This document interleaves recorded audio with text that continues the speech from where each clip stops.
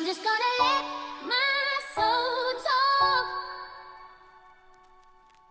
I'm gonna speak my truth. I'm gonna let my soul talk. Take the path I know.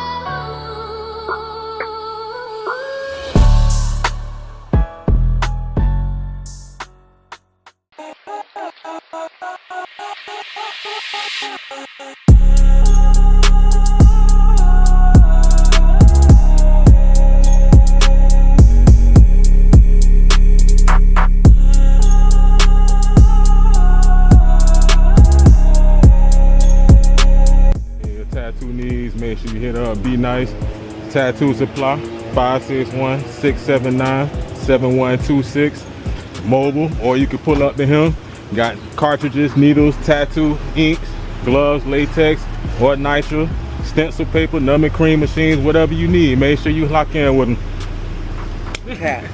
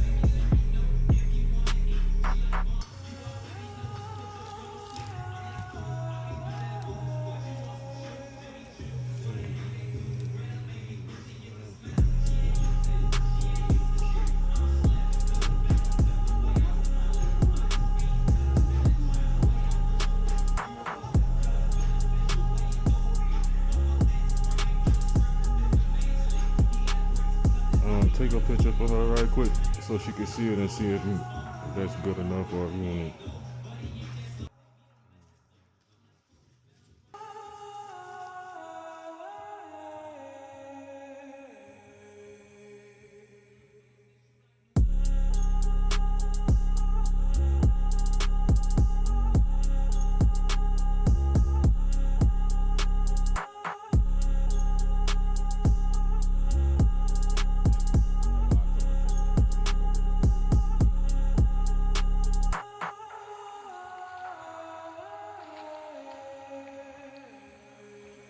Discard.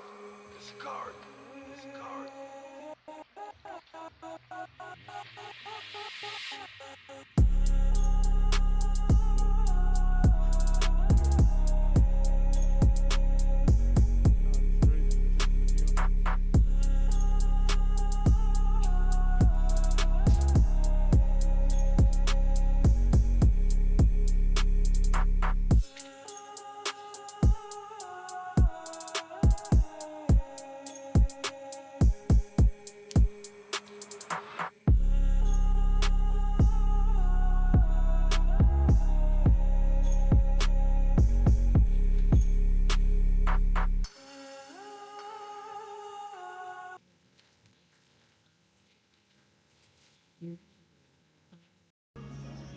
Elevate your artistry with Dynamic Colors Triple Black Tattooing, the darkest of the range of dynamic black inks. Available in 8-ounce or 1-ounce size and crafted with precision in the USA, this ink boasts the highest pigment content in the business. Whether it's precise detail work or bold outlining, Dynamic Color guarantees authenticity with crystal clear PET bottles, anti-counterfeiting coating, and a seal of approval on every sterilized bottle. The canvas is yours. Make it unforgettable.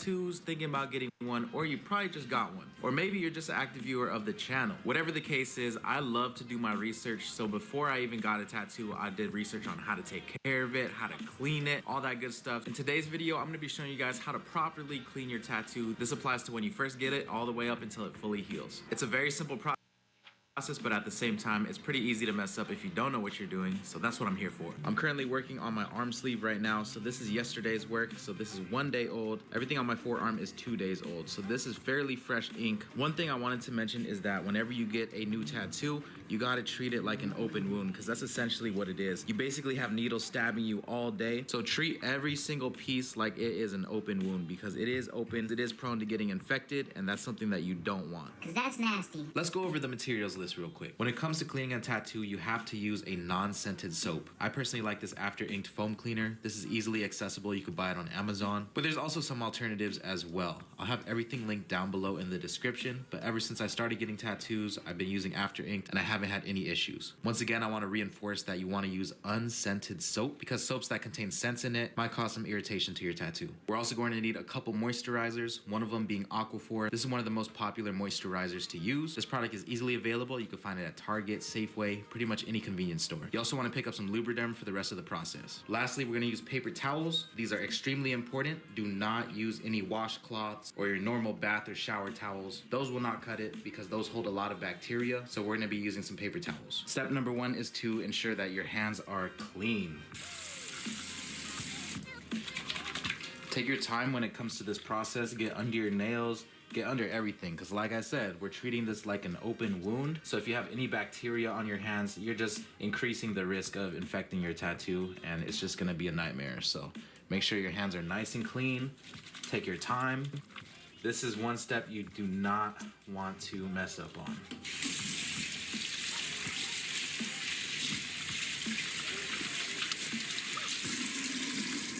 After that, I like to just use a paper towel to make sure my hands are clean. Next step is to make sure that we have some lukewarm water.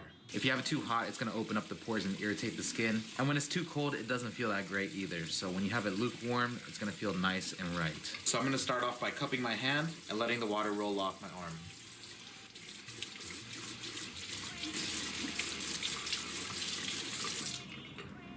Once you do that, you could go ahead and grab your soap. And depending on how large the tattoo is, just do a little spray and work this soap in evenly. When you're doing this, I recommend not adding too much pressure, because again, you're gonna be in pain. Like all this right here, it's pretty fresh, so it's a little spicy, but you wanna work this in and make sure to get every single spot. And it doesn't hurt to get the areas around it as well.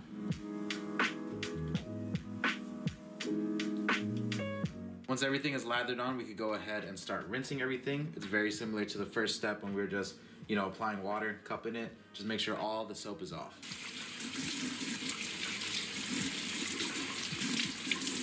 All right, y'all, we're making some good progress. Now what we have to do is dry the tattoo. Again, we're gonna be using some paper towels, and we're just gonna dab it like this. You don't wanna scrape the skin or anything. Make sure everything is nice and dry.